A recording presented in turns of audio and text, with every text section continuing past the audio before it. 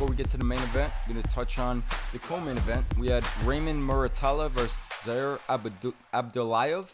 This was for the 135-pound interim IBF belt. This is a title that Vasily Lomachenko is the full champion at the weight class, but because of inactivity right now with Lomachenko, we don't know if he will be fighting again or not. The belt became vacant for the interim belt. And Muratalla, trained by the great trainer Robert Garcia, he winds up getting the win in the end by unanimous decision. I thought he's very, very composed, very poised fighter. I just don't know now, for me, does he have that trait in one area to hang his hat on, like you were just saying in the previous fights? I didn't know if he was special in one particular area. I wanted to see a little more something jump out. But in the end, he was in complete control, gets the win, gets the interim belt. There's a lot of talent there at that 135 division. What'd you think of his performance? What'd you think of him overall? I like him. I think he's a work in progress. He's 28 years old. He's 23-0. He's got an interim title now. And I don't think, the book is closed on him yet. I think that he's going to keep getting better with Robert Garcia and with experience and winning this title, even though it's an interim title. The old-timers always told me, Cuss always told me, winning a title makes you 30% better. So I'm waiting I'm going to watch to see that kick in. That's confidence. That is the glue that makes all the parts work better, stick together better.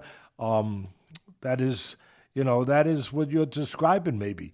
That little something extra, that 30%, that may be just what the doctor ordered. If that turns out that way, that might be just what you see missing. That 30%, that confidence, that just doing things at maybe a little more sustained level. I thought there was parts where he could have done a little more. But then again, it's hard to knock him because he did what he had to do. He didn't get careless. He didn't get reckless. So it's hard to knock that. I thought at the end of the day, he was the sharper guy. He was just a sharper guy. I think the training of Robert Garcia probably shows there a little bit, but I also think the talent of Muratalla was just a little keener, a little faster. He was just a little quicker. Again, I'll use the word again. I'll go back to it. A little sharper. I like that he found an uppercut that worked for him, and then he stuck to it. And that won rounds for him. Like if there was a close round, that one uppercut, bop, the head went up. Okay, there's no doubt he's getting around. Okay, he's in. All right, he's in. No more close round. That separated him. That's smart. That's good. That's smart. Abdullaev is just a good, steady guy. Not quite as quick. Not quite a little too one-dimensional, maybe. Abdullaev, pretty much. What you see is what you get. Pretty much by the numbers. Coloring by the numbers, but the numbers don't go too high. 1, 2, and not knocking them, but, jab, very conventional, very, very standard conventional guy coming at you with the jab right hand. And Muratalla was more creative with his offense, sharper, a little bit more talented. Because if you're a little faster, that means you're a little more talented in that area. So at the end of the day, Abdullaev still fits in. He's becoming a gatekeeper because his other loss was to a pretty damn good guy named Devin Haney.